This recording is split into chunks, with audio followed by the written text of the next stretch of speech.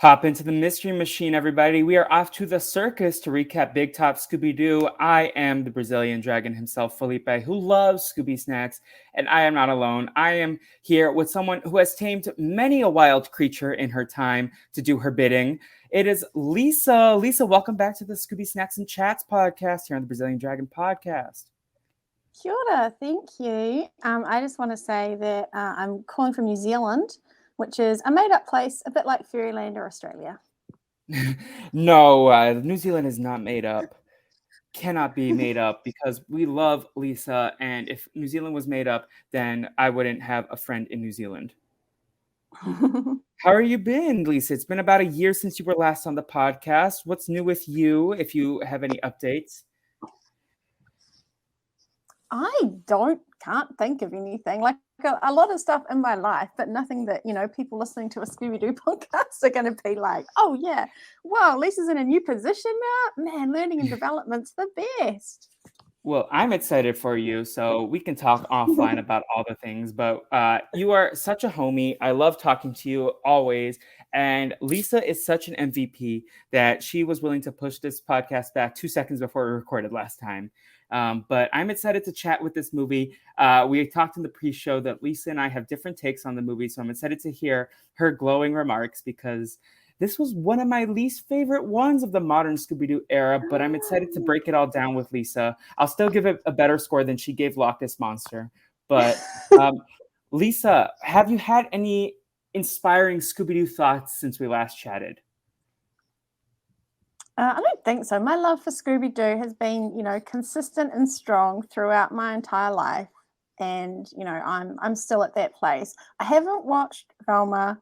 I got put off by all the bad reviews and things. Yeah. Although I'm resolved. I'm resolved to read that book, Those Meddling Kids, which came out maybe in the late 90s or early 2000s, which is sort of Scooby-Doo. I haven't read it either. But yeah, that's my next mission. Before I'm on this podcast next, I will have read that book and I can give you a review. A little book report? Mm-hmm. That's yes. Well, I can tell you, you can skip Velma or watch a YouTube recap if someone's put that out there. It's fine.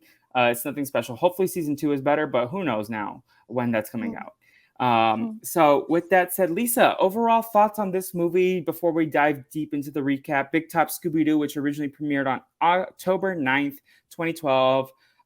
Direct to television movie. Overall thoughts?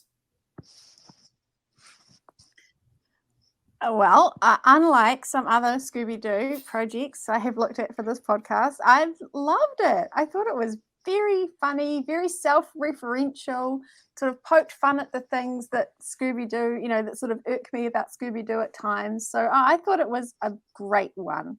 Very clever. Yeah, no, I thought some of the writing, I really, spoiler alert, I like the ending where they solved the person and then they still had an extra bad guy to find out. I thought that was a nice twist, and that's something that I really took away as a positive for this movie. And we'll talk about it at the end where they caught the first guy and then the other guy was off with the jewels. And we'll break it all down. But I thought that was actually a really creative twist. And this movie did have some meta moments that I appreciated. And that was probably where the praise from me ended.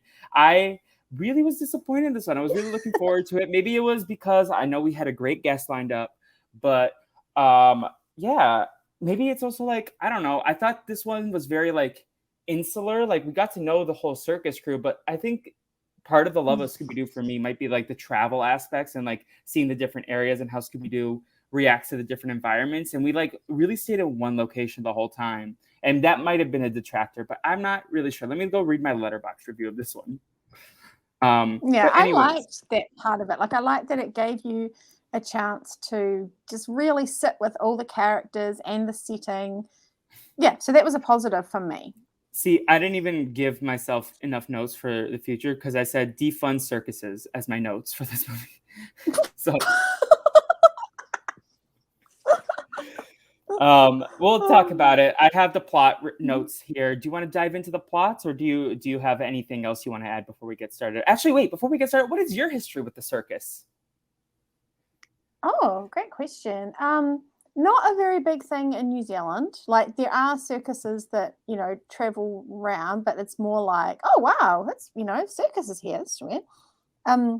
there was like a sort of a circus that just traveled around the South Island of New Zealand that had like its camp just outside of the city where I live. So sometimes when you were driving, you'd like drive past the circus place and there'd be like, horses and caravans. It was quite cool.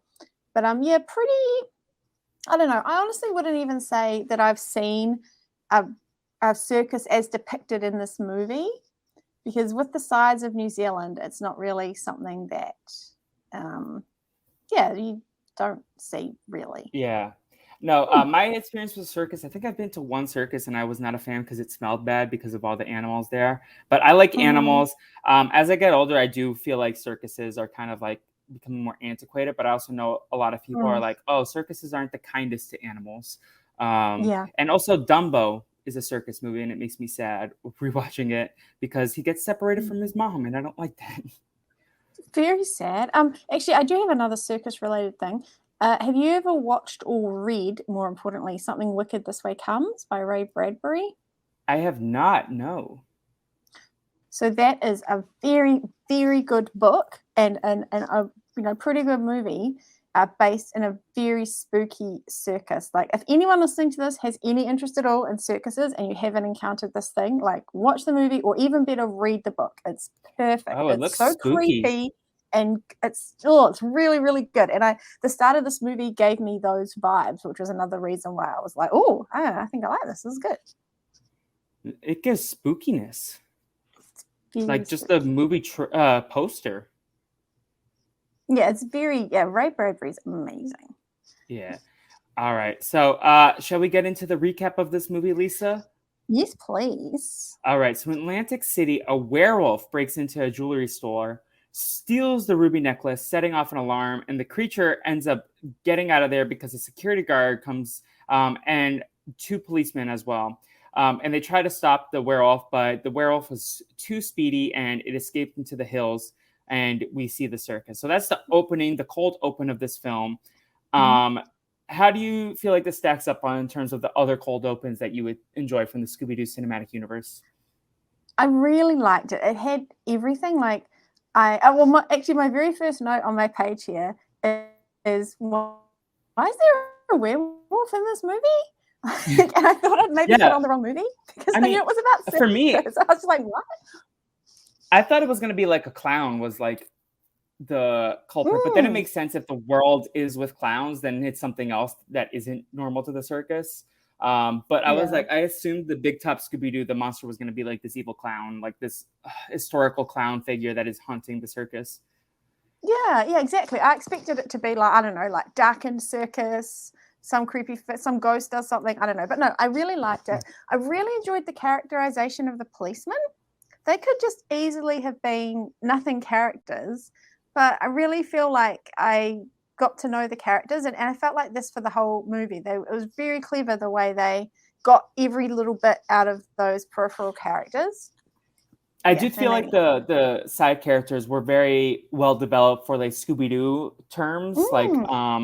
For like fully theatrical animated movie, I don't think it would fly, but like in terms of like what this movie is, a direct-to-TV movie, I think these were good side characters. Like I feel like all of them were unique, like the lion tamer, the strong man, the couple from the trapeze. I felt like they all were unique and like interesting in their own right. So I did feel like that this movie had that going for it. Meanwhile, Scooby and the gang, they arrive to Atlantic City. They're going on vacation, and Fred sees the Brancusi Circus, and he's like, let's go see it. And everyone else is kind of like, let's go to Atlantic City. And then he's like, no, but I love circuses. Yeah, read the room, Fred. That was like, straight from the start. I was like laughing, but it seemed charming. Like Fred can be sort of oblivious to social cues and sort of bulldoze his way through another properties. And I don't remember thinking like, but he was just so wholesome in his love for the circus, and he was just blinded to everyone else's very, extreme disinterest. So I was surprised how much I enjoyed Fred here. It makes Fred a little bit more likable, like than other experiences that we've had with Fred. It's like, this is like a weird little quirk about Fred that he is obsessed with circuses. Like I like when we get to like these characters have been around since like the 50s, 60s, the 60s actually.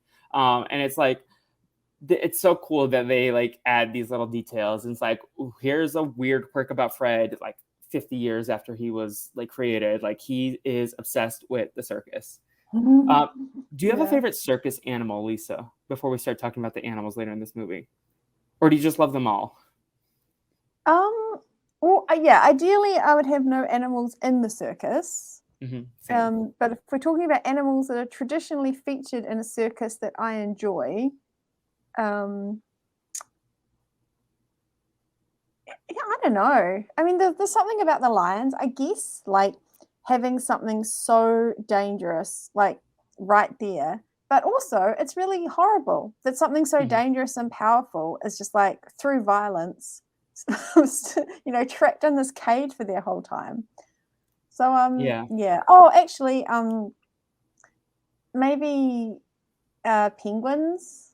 I love penguins. Oh my god, I love penguins. Yeah, and I think about like Batman. Oh, is Batman and Robin that Arnold Schwarzenegger's in?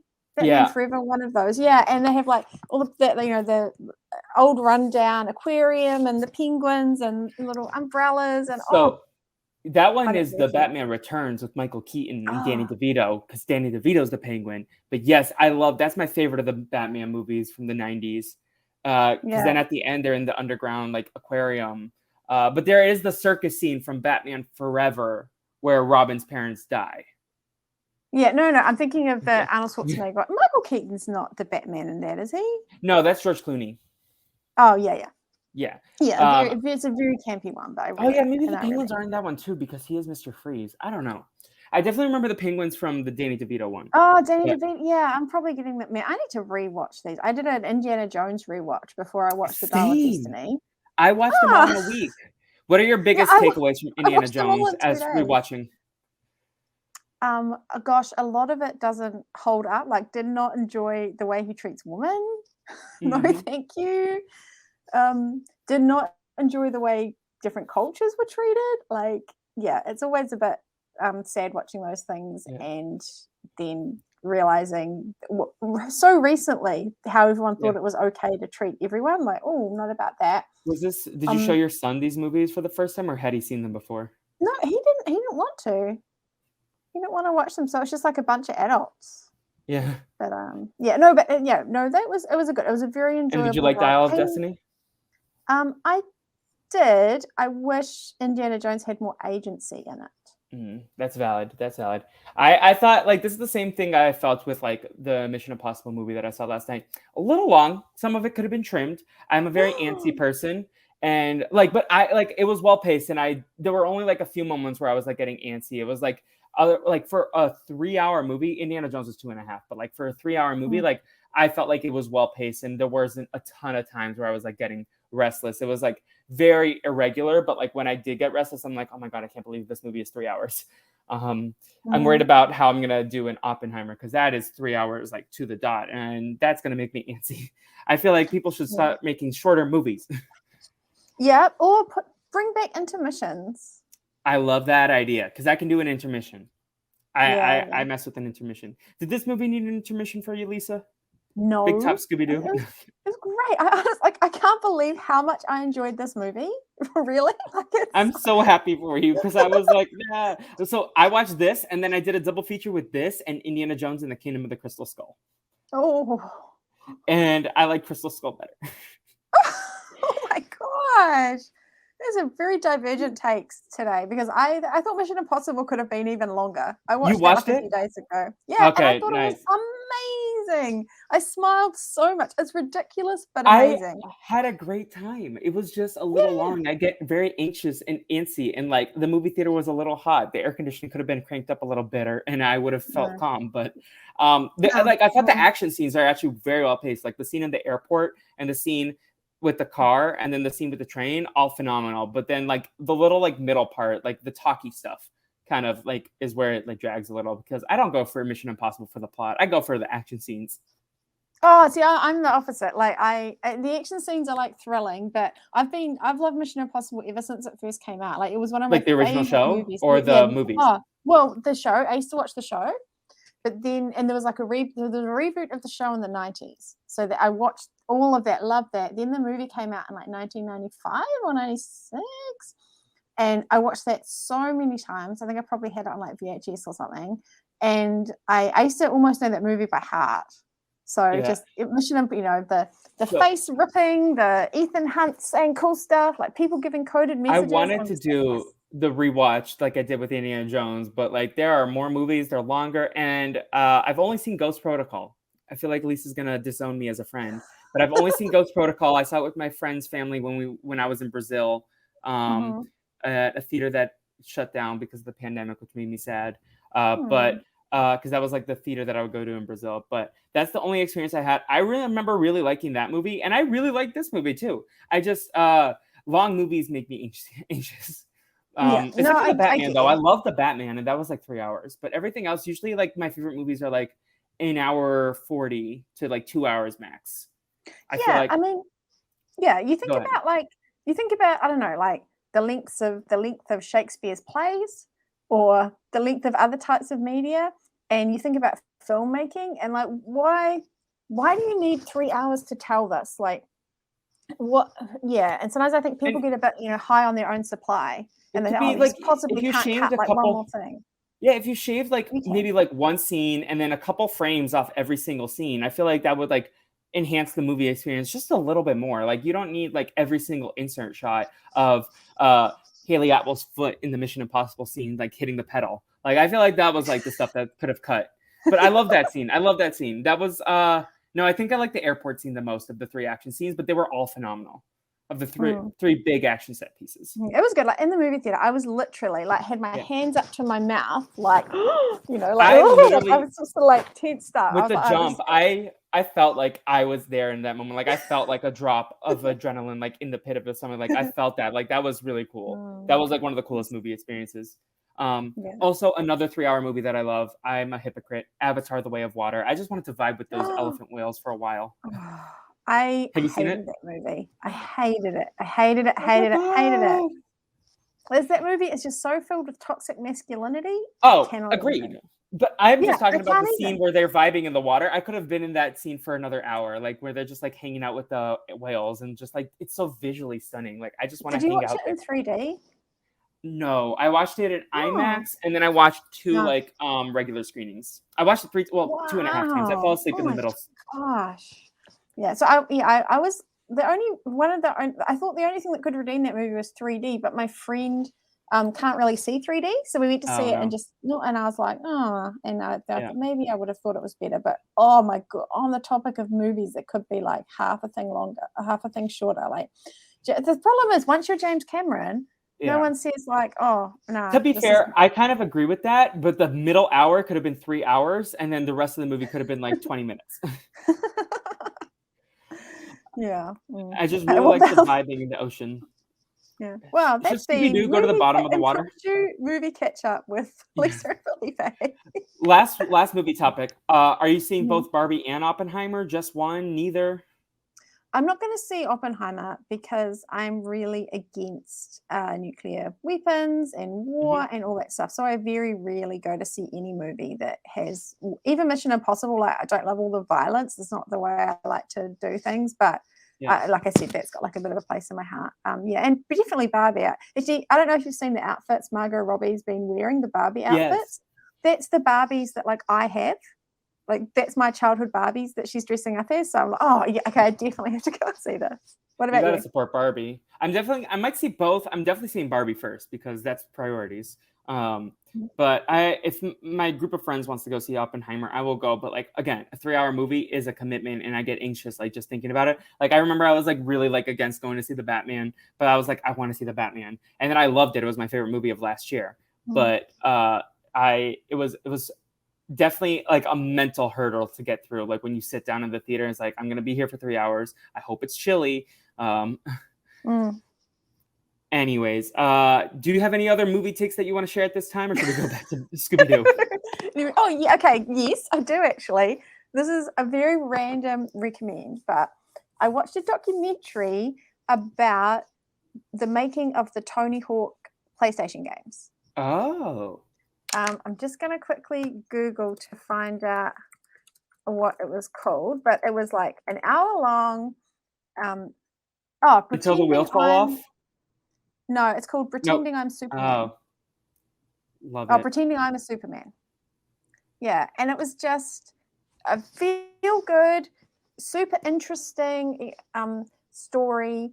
I played a lot of the original Tony Hawk video games, and yeah, I really liked the way it incorporated technologies, people's personal stories, interesting stuff about history, skate scene, good music. It was a real good time. Okay, so that's Lisa's recommendation, and we can circle back to this at the end as well when you do your pop culture plugs, but I am here for it. Going back to, speaking of like being on wheels. Okay. Yeah. Well, I had something. Did this Scooby-Doo movie seem a bit like, I don't know, raunchier? Or like a little, yeah. Or something. Yeah. Like I noticed the sign outside Atlantic City said Atlantic City always turned on. I did not catch that. Even when Velma, they were talking about Atlantic City, and I can't remember, I think it might have been Daphne, it was like, Atlantic City, mate, well, apart from the gangland shootouts. It was just like things like that. I was like, I'm not like sort of more, I don't know, adult sort of jokes. I was just surprised. Just random like adult content that they throw in there, like yeah. Yeah, and I thought you might know if you might be like, oh no, that's just sort of that just seems normal. But to me, it stood out in a way that I didn't even catch that, but that's interesting. But like, maybe it is normal and I just don't realize it. There are definitely times where I have noticed like adult innuendos, but this one I didn't catch anything, or maybe I did and I didn't write it down, and I don't remember now because it's been a couple weeks. But we get to the circus and it's not open until the next day, so they decide to look around when they notice the front door is unlocked. They search around and they meet a man pursuing a werewolf that has intruded into the circus, and we see another werewolf attack. But Velma scares off a werewolf using a spotlight. Velma very crafty in this movie with that spotlight. Yeah. Yeah, as soon as someone did something smart, I was like, oh, that's Velma. I know it was meant to be like a mystery who was behind the light, but I was like, no, it's her, of course. Yeah, Velma was struggling a little bit in some of the recent movies that I discussed, but like this was a good comeback episode for Velma, or comeback movie. Let me see when the last time I gave Velma an MVP was like the last time you were here, Lisa. Abracadabra-doo. And no one's given a Velma an MVP since before then. Oh wait, no, that's a lie. My friend Matt gave her an MVP in Music of the Vampire. I'm lying. But the last time I gave her one was when you were here for Abracadabra-doo. Yeah, it seems like from listening to your podcast, because I've always listened to your podcast, but I don't watch all these like sometimes horrible Scooby-Doo movies. Yes, catch a piece. Yeah, it does seem like they're struggling with the characterization of Velma a little bit. Yeah, but I think hopefully we'll see some more Velma supremacy in the next number of Scooby-Doo movies. I can't believe I'm literally just getting over halfway done with this project. But yeah, I'm eager. After watching this one, I'm eager. Like the next time that I will probably watch the next one ahead of the podcast, because I Let's see what the next one is. The next one I think is a short. It's Scooby-Doo Haunted Holidays, and it's 22 minutes. So that's not that bad. Oh, I think I may have already. Well, there's the next one after is Mask of the Blue Falcon, which I think you said you've seen before, right? No, you've seen Batman and the Brave and the Bold. Yeah. So I've seen the Batman one. Yeah, we had that one on the DVD. So they're in the circus, and they're going to go into the abandoned. Fred is very eager to go. Just to go back a little bit, Fred's super eager to go into the abandoned circus again, and everyone's like, no. But he's just like pushing it, and then the Shaggy talks about like where an abandoned circus sits on the creepiness scale, and like this crew has been to so many creepy places. So I was wondering, like, what would be your personal, like, on the creepiness scale, what's the one place where you would just be like, no, never going in there, not at all? Okay, so this might be something where I grew up in New England, but there are some times where like my parents would take me to like dinner parties, and it would be in this very like secluded, like wooded neighborhood that like every house was like very far apart from each other. And those would always like give me like a little bit of the creeps. Just like the like random middle of nowhere vibes, especially if there was like a cemetery nearby. Like Old Town Salem, Old Town Hampshire, Massachusetts were both like kind of like spookier areas. I'm trying to think in Los Angeles if I've seen any like spooky areas. The Laurel Canyon here, like it's this like it's the same sort of thing. Like houses are kind of distant from each other, and it's this big windy canyon. Like that could be creepy. For me, it's not, but I could see how it can be because it's like there's usually a lot of cars around there, so it's not as spooky. But what about you, Lisa? Any spooky areas? Yeah, I think any area that's sort of designed to be full of people but is empty, like Like a museum? yeah, museum at night, or like a shopping mall, like big Ooh. office block. I'm a Like if weirdo. someone I like oh, the empty shopping mall at night after because the movie theater I go to the most is oftentimes I go like Thursday or Friday nights, and once it's closed, then I have to walk back to my car through the mall, and it's by myself unless there's like a security guard around. But that's like I'm always like, oh, this is so peaceful. But I understand why people like would be spooked. yeah, I find that very unnerving. Now I might be spooked now that you said that out loud because I haven't really thought of it before. This is a space that's designed for like hundreds or maybe even thousands of people, and like it's just you. Like yeah, that would be if someone said to me, I'll go into the middle of this graveyard at night and like get this Absolutely thing, not. I'd be like, okay.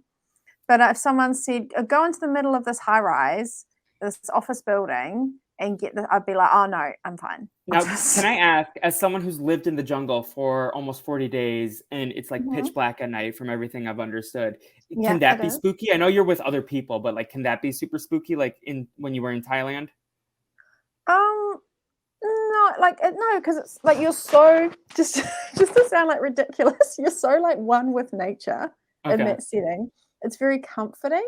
Like, I remember sometimes if I'd like get up to like go to the bathroom or just like get up to have a walk because it's very hard to sleep. It's very hard to sleep there. So you might often sort of get up in the night, and it was just beautiful. Like because there's moonlight, there's no street lights. There's just like the water lapping. I remember where we were on the beach, or not wasn't a beach, but where we were on the hydro lake, there was a very large island across from us, and just sort of hard to describe, but it was almost like a big, dark, comforting blanket over everything. And you get to know all the noises of the jungle, and it was very chill. Also, your season has one of my favorite tribal councils. It's like it looked very cramped, but it was very pretty. Yeah, it was like a cave. Yeah. It wasn't cramped. Oh, it's tiny. Yeah, by the time you get the jury in there, it was a little bit, but I don't know. I never had to sit on that side, so I had so much room. I just had more and more room as the game progressed. Yes. Clip it.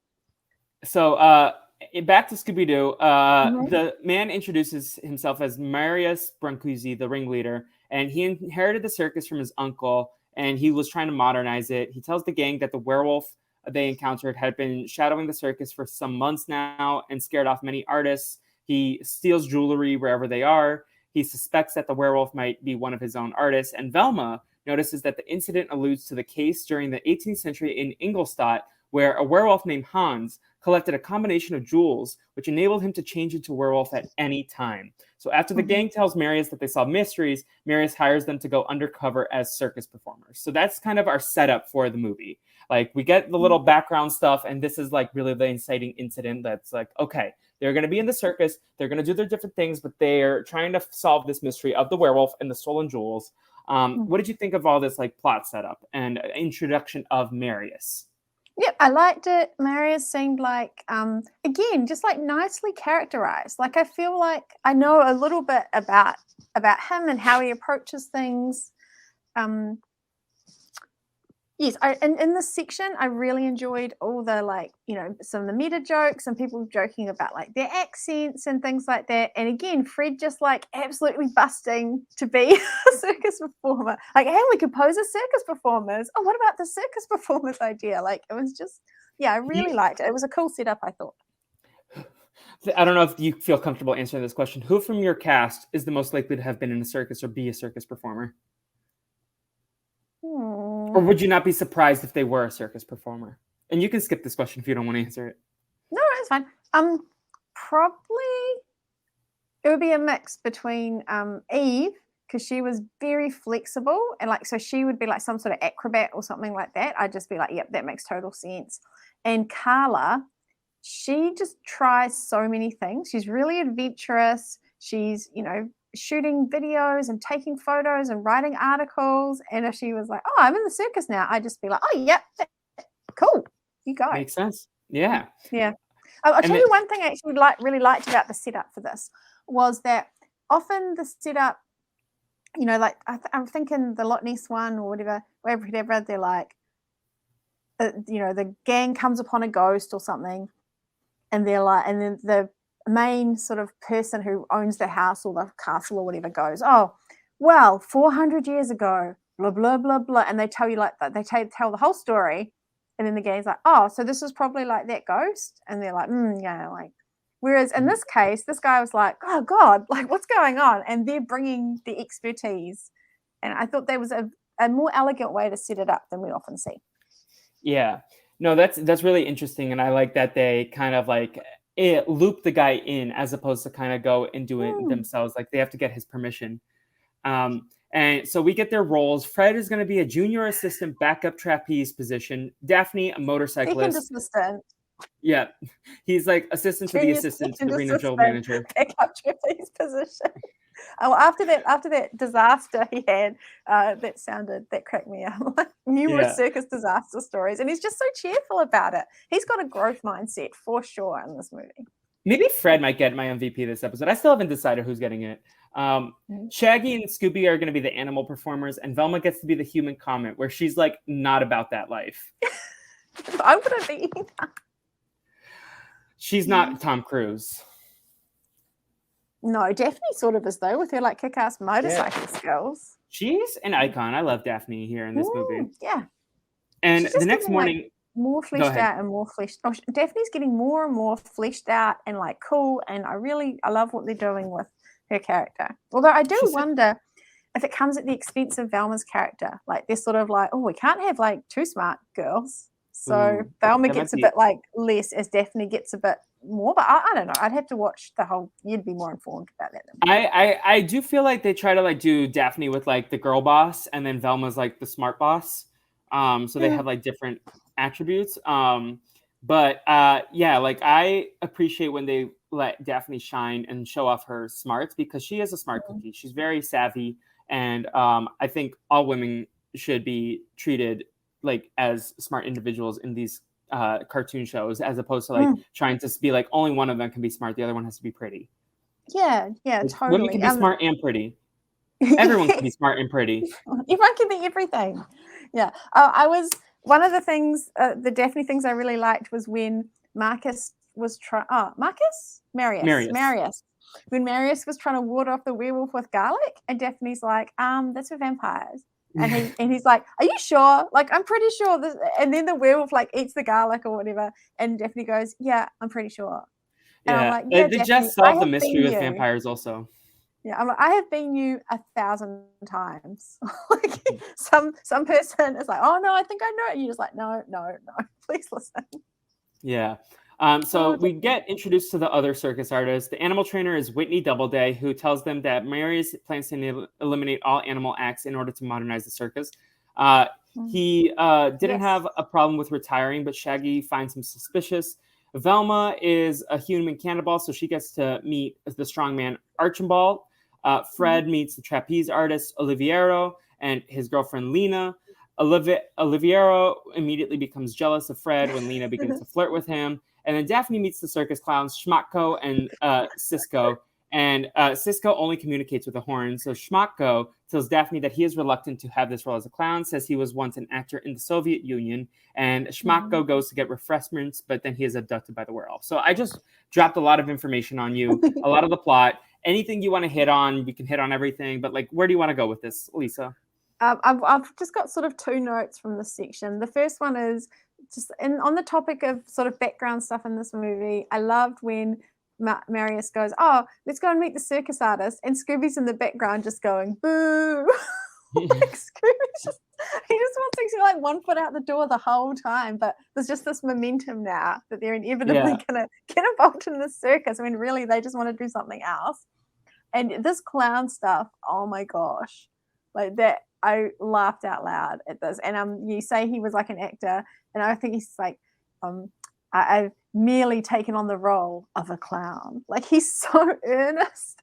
I loved Schmatko and Cisco both. Like, the clowns were my favorites. And usually I don't like clowns, but they entertain me in this movie. Yeah, Scooby also has Very some good. his own agency in this movie. We'll talk about his side plot later on, but I'm a fan of Scooby in this movie too. He's like, Shaggy's disrespecting me, and I'm tired of being Hmm. disrespected. Yeah. He's like, no, like I want to solve the crime and I'm being a good sport, but that is not okay. Yeah, and it was not Yeah. okay. I was sort of like disappointed in Shaggy in this movie a little bit, but oh well, we get there. Yeah, so we get the gang witnessing another robbery by the werewolf. They're chased by a second werewolf wearing Schmatko's uniform. So they tell Marius, and Marius is like, the show must go on. So Daphne has to fill in for Schmatko, and Fred is going to do the tightrope act to fill in time. So we get their first big act as a group.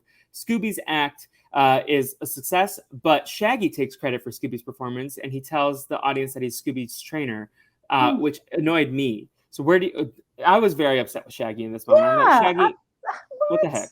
Yeah, I was very happy Matthew Lillard was doing his voice, but very unhappy that he was treating Scooby-Doo with such a lack of respect. The disrespect. And Scooby is the star. The show is called Scooby-Doo. It's not called Shaggy. Scooby-Doo. Yeah. Yeah. I think meanwhile, it sort of illuminated how when people try and meet needs all sorts of ways, right? And I think Shaggy feels, we often see this in these Scooby-Doo movies, that Shaggy wants to be taken more seriously, or he wants to be considered, or he wants to choose what happens. Because in this setup, Fred and Daphne and Velma are sort of the parents, and Scooby and Shaggy are sort of the kids. And Scooby's a literal dog, and Shaggy gets treated at times with, even less respect than Scooby does.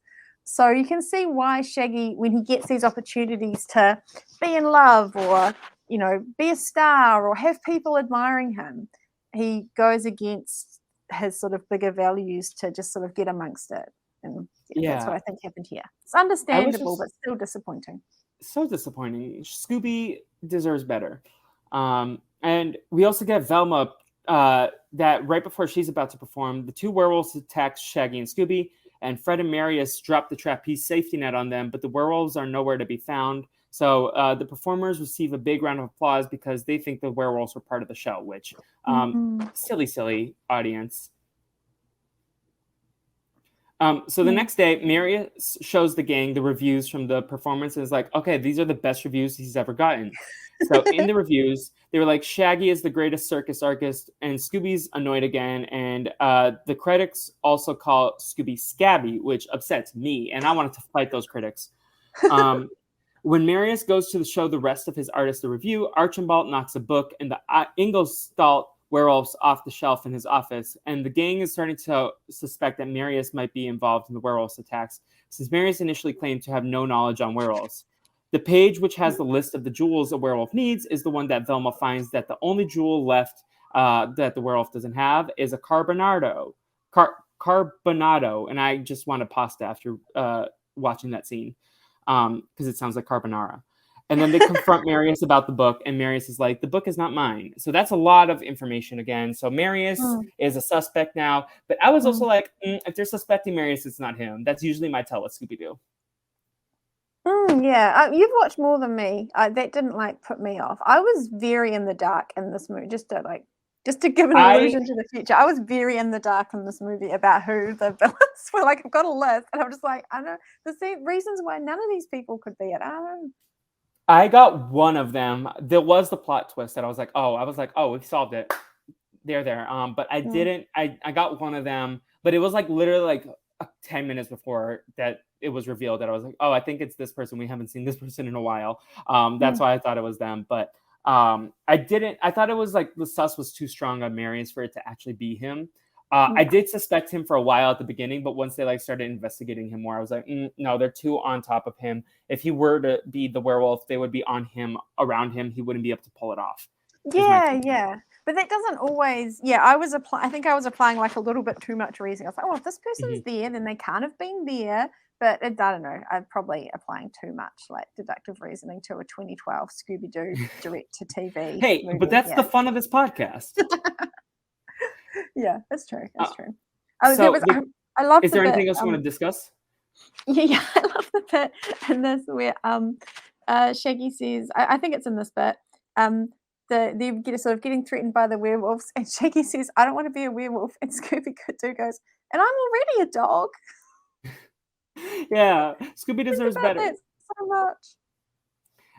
When going for a lunch break, Shaggy receives numerous praise from the locals, and Scooby gets more annoyed. So Shaggy bribes him with a wheelbarrow full of Scooby Snacks to prevent him from quitting. And I'm like, no, Scooby, you should quit regardless. Um, Yeah, I thought Scooby was going to turn that down, but Scooby yeah. Snacks. See, Scooby should have gone on strike like the actors. Yeah. Yes, yeah. Marius Very informs the glad to see gang. that happen. Yeah, same. It's wild, and I'm here for it.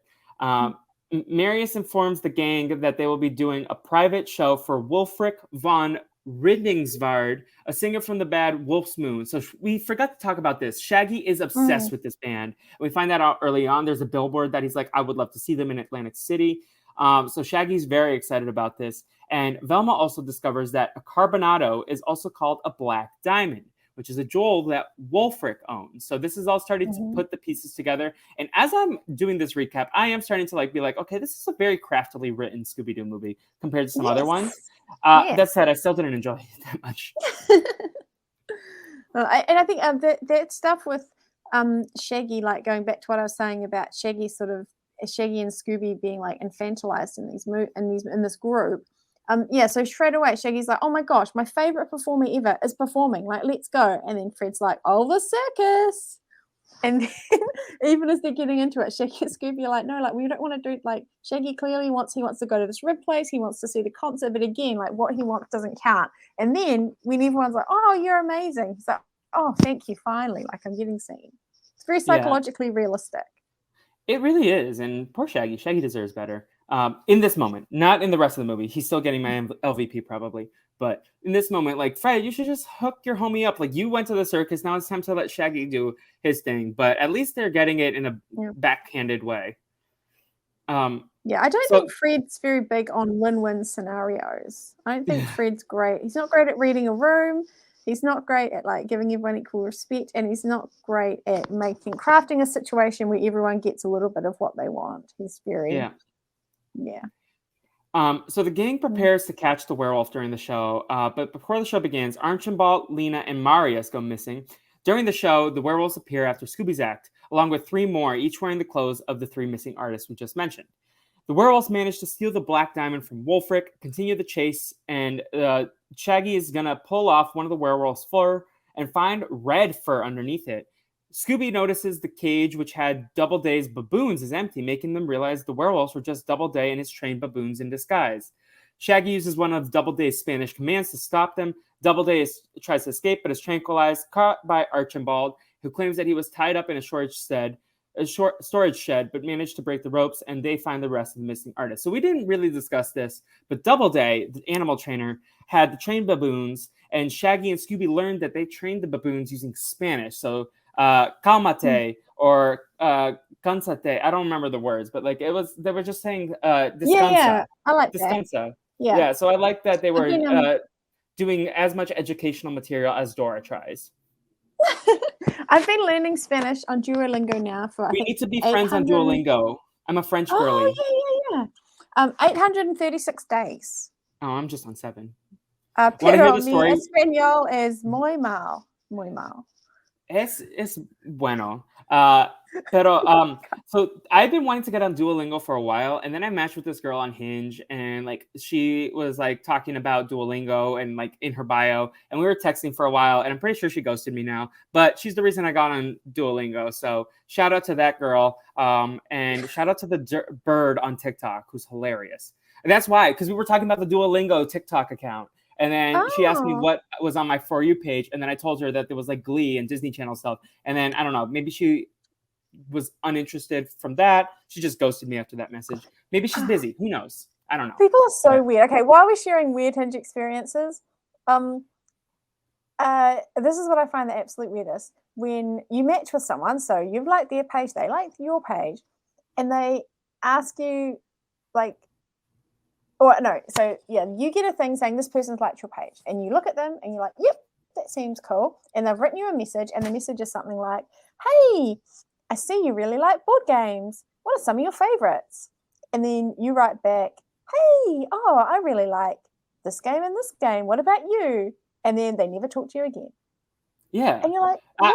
What on earth? Like, I don't feel like anything I wrote in that message. Like, I just like, what makes people just go, oh, nah. Like, you understand if you have like a little bit of a conversation, but I can relate to the fact of disappearing sometimes because I will delete those apps randomly and then reinstall them later and try to pick up where we left off. But like, also, if you are going to initiate the conversation, you should at least like respond. If like maybe I'm trying to give people the benefit of the doubt and they're like, oh, they delete the apps. But like, if you're still on the apps and you ignore it, that's weird. it's really weird. Like, you can even like, so if that was, I mean, like I say, the same thing happened with someone. I was like, I had in my profile like walking, and they're like, oh, where do you like walking around here?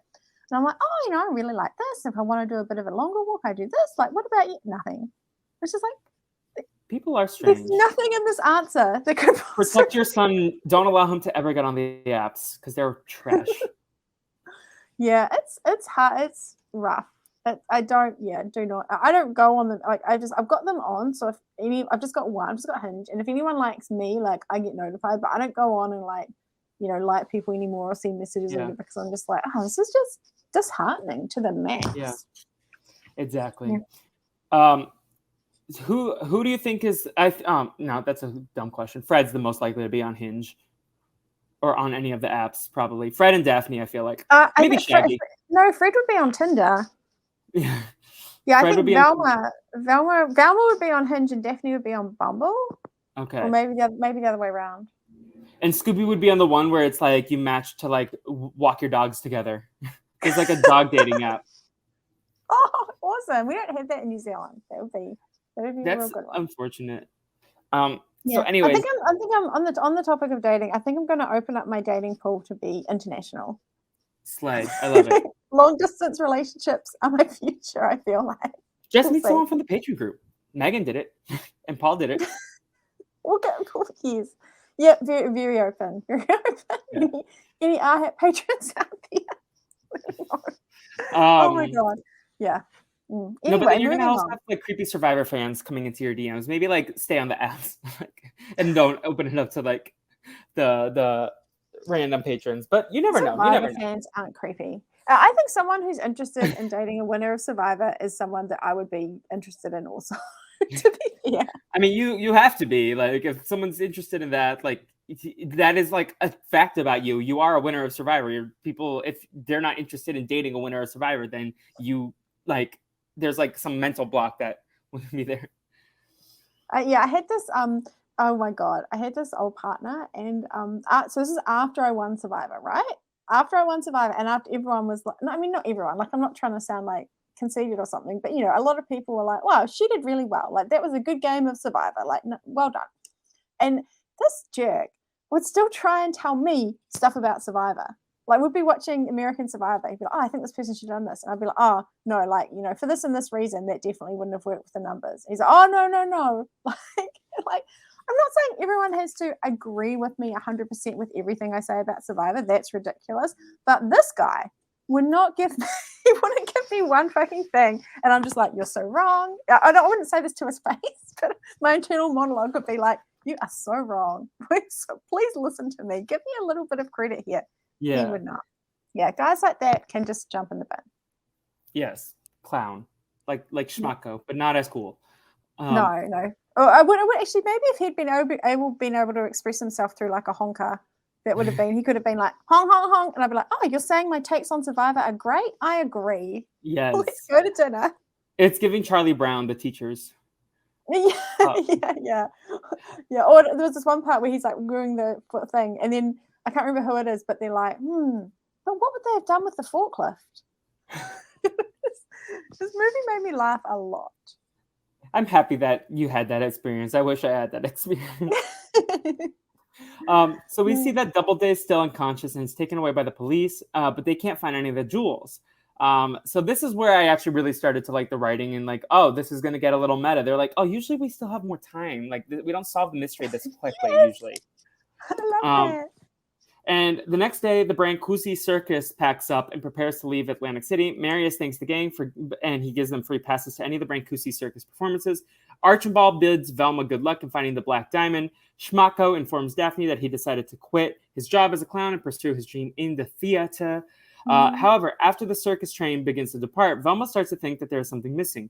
Velma remembers that Archibald last heard that the jewel was referred to not as the Black Diamond, but as the Carbonado, and recounts that before Doubleday was captured, he said, "You won't take us that easy," meaning that he had an accomplice. So she also noticed that during last night's performance, the ropes around Archibald weren't broken, but the ends were cut. So she remembers that they only found the book about the Ingolstadt werewolves when Archibald knocked it off the shelf. So they start putting the pieces together. Archibald planted it there, and they're like, "Oh, he's Doubleday's accomplice." So they get off this high-speed pursuit on a train, and they see Archibald attacking Marius to get the box office money. And Scooby, Shaggy, and Daphne are going to board the train to save Marius, but due to Shaggy and Scooby delaying Daphne, she couldn't join them. And this is where Shaggy apologized to Scooby for being mean persons taking credit for the act, and they reconcile and free the baboons to help them start Archibald, subduing him with tranquilizers. So what do you think of this Archibald plot twist in the train heist, which this is the third movie I've watched in 3 weeks with a train heist between Mission Impossible and Indiana Jones? Is this ranked third with those? Yeah, this is the worst. I think I would go Indiana Jones 1, Mission Impossible 2. Oh, I don't know. It's really hard. Actually, no, I think in terms of train scenes, I think I go Mission Impossible 1, Indiana Jones 2, this third. But I think my favorite, I don't know, I think the action set pieces were good. I really love the rickshaw chase in Indiana Jones. I thought that one was really well paced. And the horse one, where he's in the subway. Yeah. I thought those were great action scenes. Yeah. My problem is the Indiana Jones movie. That opening sequence was like one of the redeeming features of the movie for me. So I hesitate to put it second, but that Mission Impossible one was so good. Anyway, okay, well we're agreed. Scooby-Doo third on that. I had like I thought it was I really liked it. There we go. That's what I'm trying to say. I really liked it. It was very clever. Liked having a second mystery. Liked the sort of thrilling way it ended. This episode didn't just like peter out. Like it started banging at the circus and it just banged all the way through until the end. I liked it. Yeah. So in terms of Archibald, the plot twist that I did not see, I got the animal trainer Doubleday. But Archibald, I was like, oh, okay, cool. But then I saw that there was like 20 minutes left in the movie. I was like, no. I was so excited for it to be done because this one, I don't know, for whatever reason, I couldn't get into this one, but I'm really happy you enjoyed it. This is like the opposite of the Loch Ness Monster one where you didn't like it, but I love that one. Yeah. When we did that one, I remember thinking that you might have been a bit like, I don't know, a bit like disappointed or like a bit that I didn't like it. But now that the situations are reversed, I'm like, oh, no, this is actually really cool. Like, it doesn't take anything away from me enjoying it that you didn't.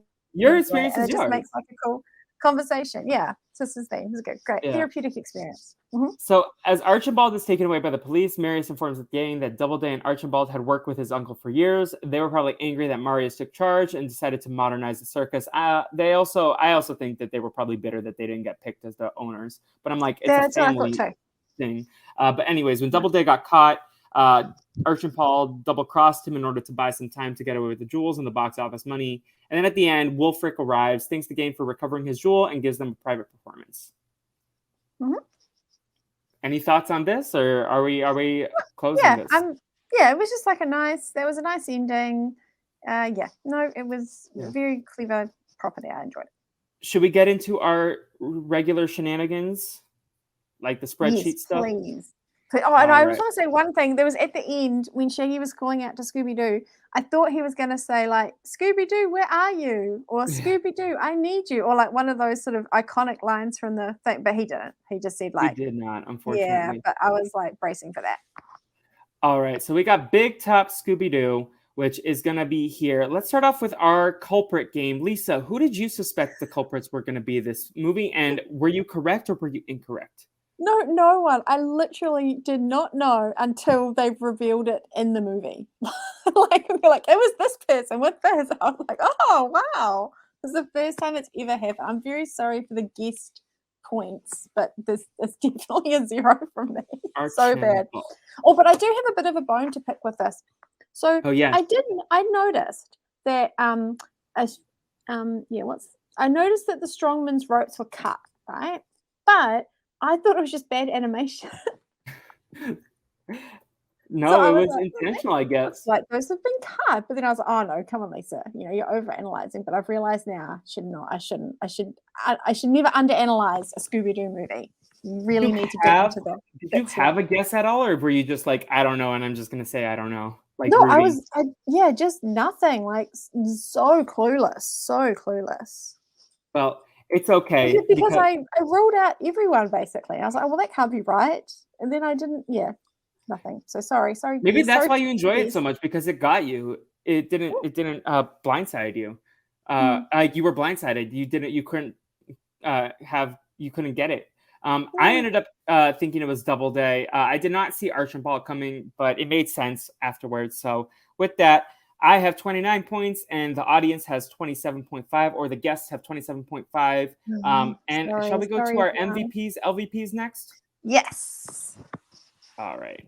So we're going to do this. We got Big Top Scooby-Doo. Lisa, do you want to go first, and do you want to start with the LVPs or the MVPs?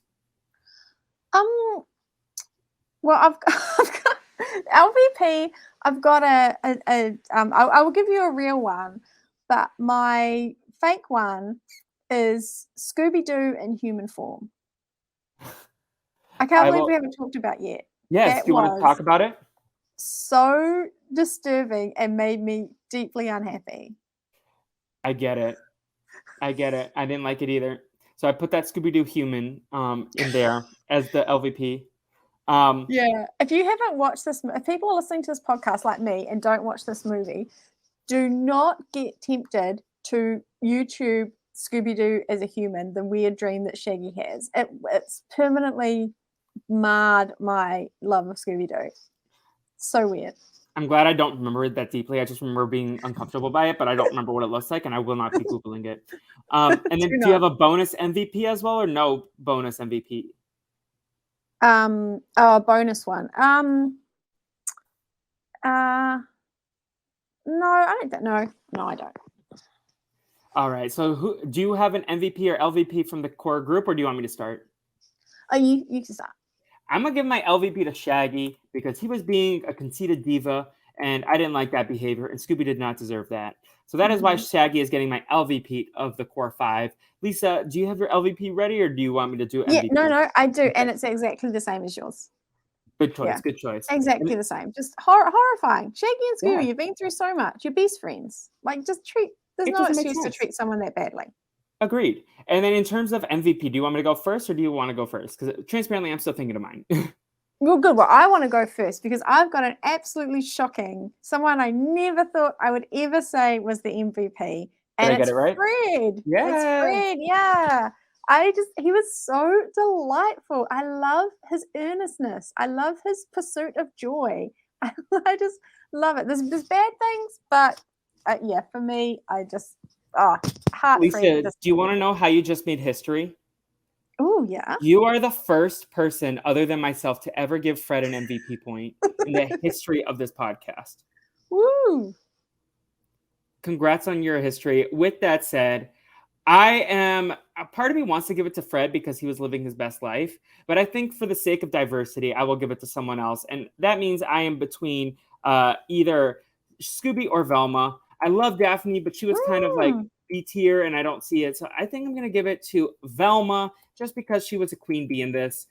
She got things done. As much as Scooby is my guy, I think he deserved better than what Shaggy was giving him. But like in terms of his agency, I don't know. I really want to give it to Scooby. Like my heart wants to give it to Scooby, but I feel like I shouldn't. I should give it to Velma. So I'm giving it to Velma. Yeah. Daphne was my second choice. Because she was so smart. She knew her stuff. Her motorcycling was amazing. Yeah, so I did like Daphne in this one. Yeah, Daphne and Fred are normally not the two characters that I'm, all about. But this was a well-rounded movie.